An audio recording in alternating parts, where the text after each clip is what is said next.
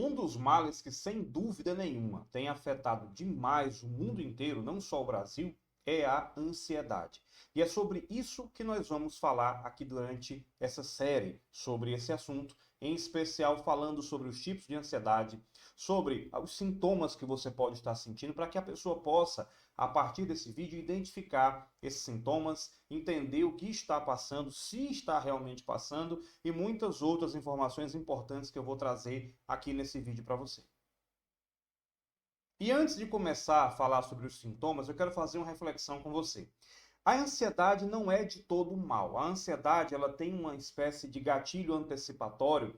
Ela é responsável por remeter a gente a um futuro próximo, dentro de preocupações óbvias, de questões em que possam trazer para a gente até mesmo a segurança.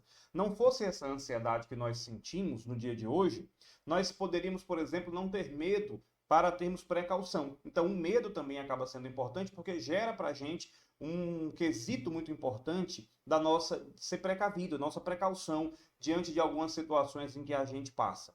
Então, por exemplo, quando você está caminhando na praia e está com seu celular na mão, você de repente pode guardar esse celular com medo de ser assaltado, infelizmente é uma coisa que acontece, e isso torna as coisas um pouco mais fáceis de serem resolvidas, porque traz para a gente esse sentido da precaução.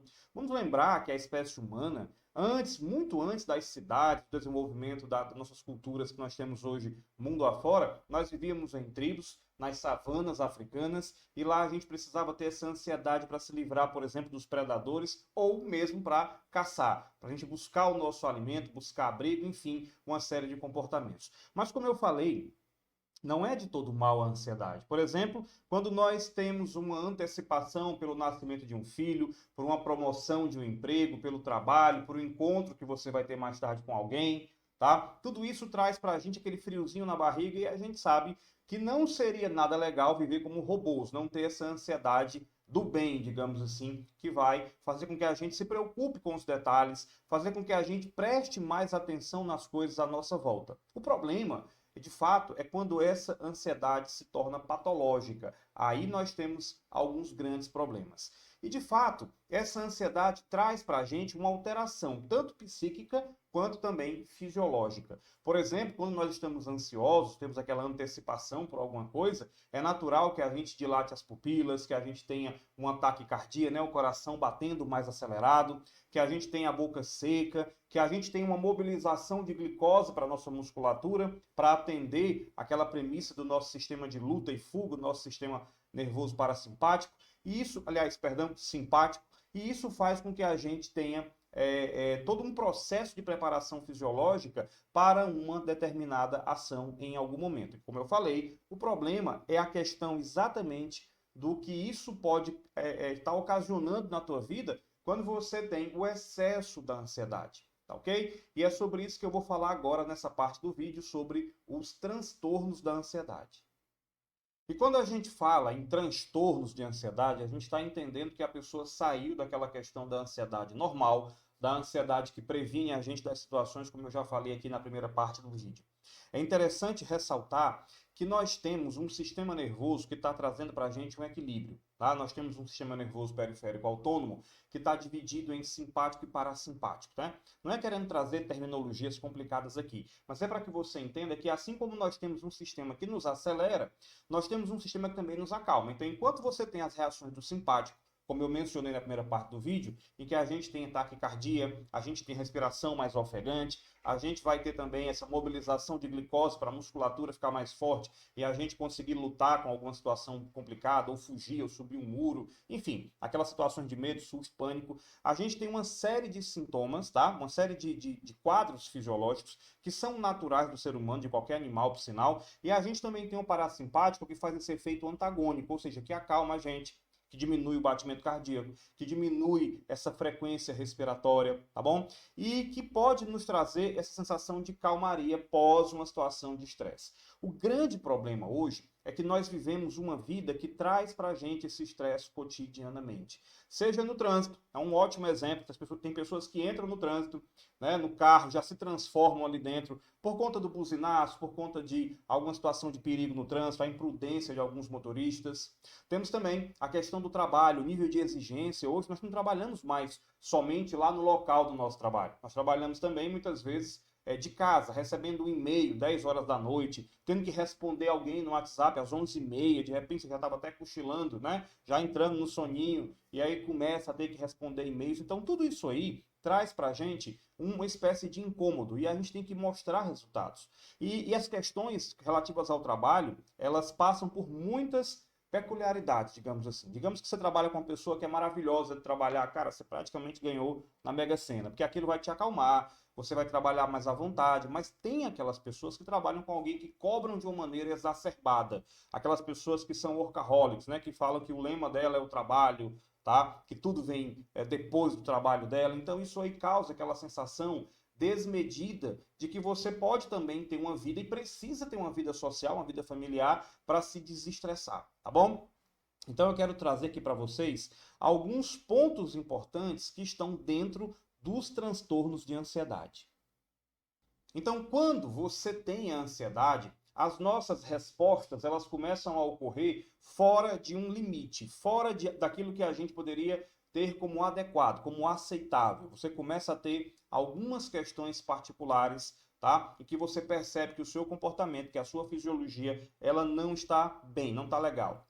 E o mais preocupante disso é que esses sintomas começam a surgir do absoluto zero. Você está ali tranquilo, trabalhando ali no computador, mexendo, lendo um livro, fazendo alguma coisa, preenchendo um relatório, quando de repente vem aquela sensação de medo, aquela sensação de antecipação de algo ruim e não tem nada acontecendo à sua volta.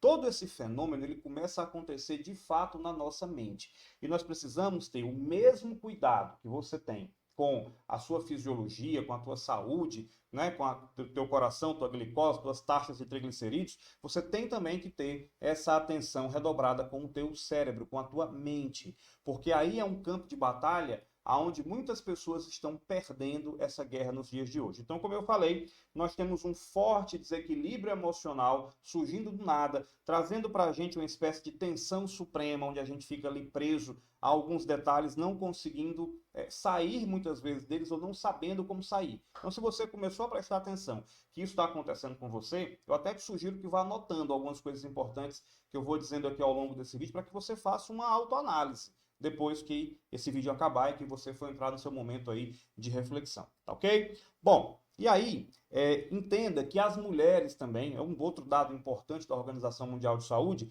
as mulheres acabam tendo muitas vezes o dobro do risco de terem a ansiedade.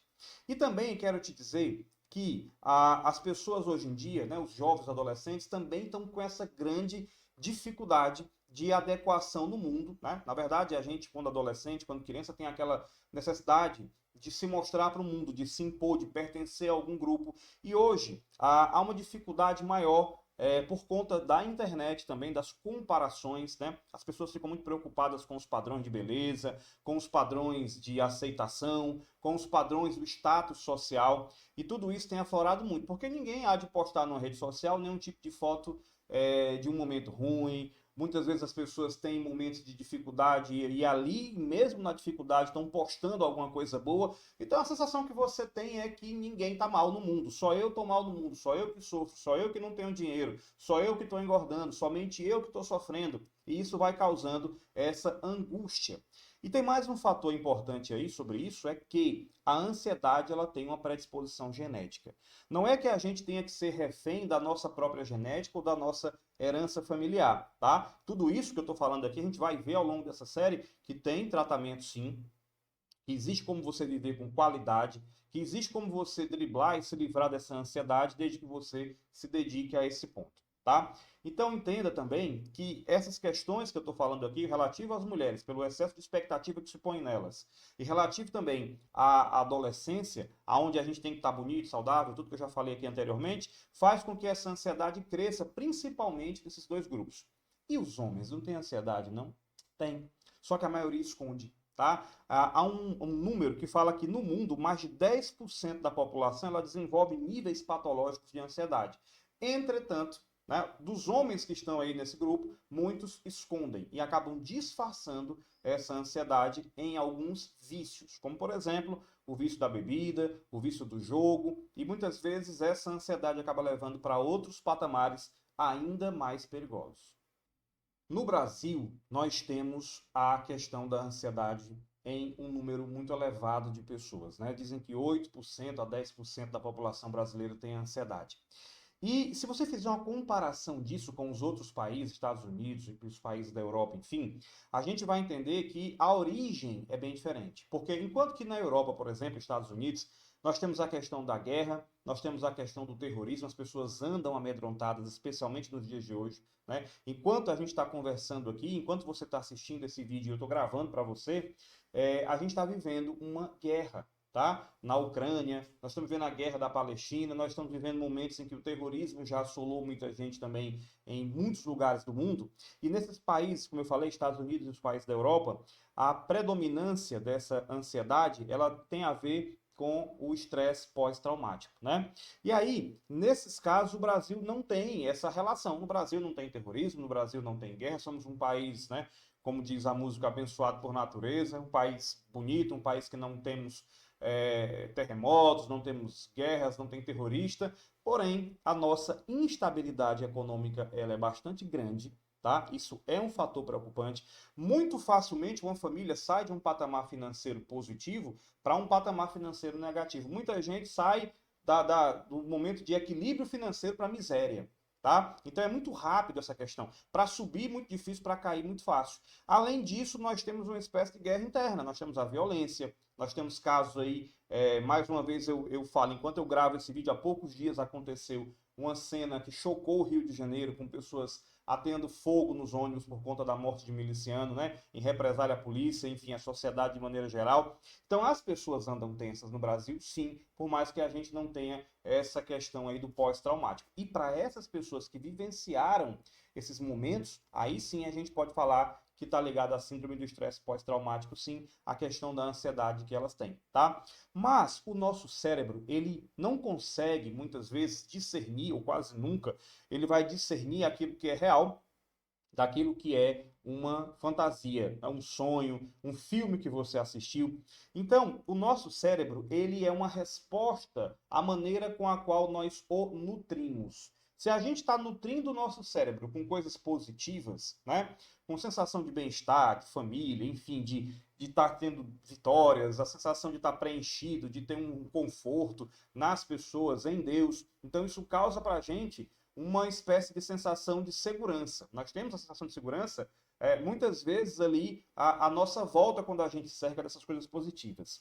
O problema é que nós abrimos, né, a TV, nós ligamos a TV, colocamos lá no noticiário, e o que é que a gente ouve? Se você pega aquele programa Domingo, de domingo à noite, famoso no Brasil há anos, você começa, do começo ao fim, você só vai ter ali desgraça, se você apertar a TV, sai sangue. Então você tem uma cena de violência, alguém que matou alguém, né? Nesses dias nós estamos vendo o quê? O marido que matou a mulher que foi deixada matou a filha, são notícias reais do nosso tempo que eu estou falando aqui, tá? Mais uma vez eu falo, eu não sei quanto você está me vendo desse vídeo, mas eu estou falando para você de uma coisa recente no momento em que eu estou gravando.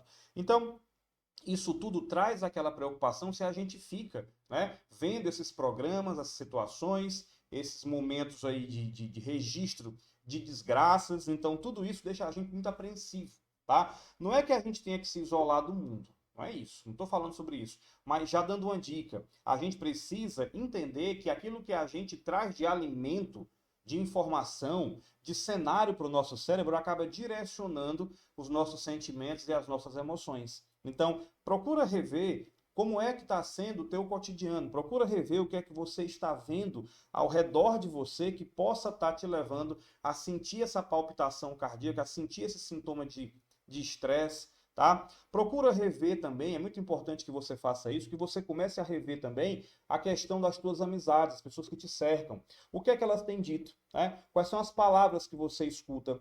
Quais são os grupos em que você está inserido que de repente tem ali um nível de preocupação exacerbado com o financeiro, com o corpo, aquelas pessoas que ficam te controlando, né, pelo que você está comendo, pelo que você está vestindo, pelo aquilo que você aparenta, pelo dinheiro que você tem, pelo relacionamento que você está envolvido, tá? E aí, é preciso que a pessoa comece, a partir desse vídeo, que você que está me assistindo, que acompanha aqui o nosso canal, ou se você caiu aqui de paraquedas no canal e está, de repente, tentando entender, né, o que a gente traz aqui, fica aí, se inscreve, dá uma olhada nos outros vídeos e você vai ver que tem uma coisa muito importante aqui, que é desenvolvimento humano, tá? Então, é preciso fazer essa higiene mental. O primeiro ponto para qualquer coisa na vida é a conscientização, tá? Se eu quero salvar meu casamento, eu tenho que ter consciência do que eu tenho feito dentro do meu casamento. Se eu quero ter um melhor relacionamento com os meus filhos, eu tenho que ter consciência da maneira com a qual eu estou tratando meus filhos e estou me relacionando com eles também. Tá? E aí a gente vai entender mais sobre tudo isso. Após essa reflexão que você vai fazer aqui nesse vídeo de imediato, a gente vai entender tudo isso nos próximos vídeos dessa série que eu estou trazendo para você aqui sobre a ansiedade, tá ok? Eu espero que ao longo da série você consiga ter bons frutos, bons resultados e tome boas decisões. Eu vejo você no próximo vídeo da série sobre ansiedade.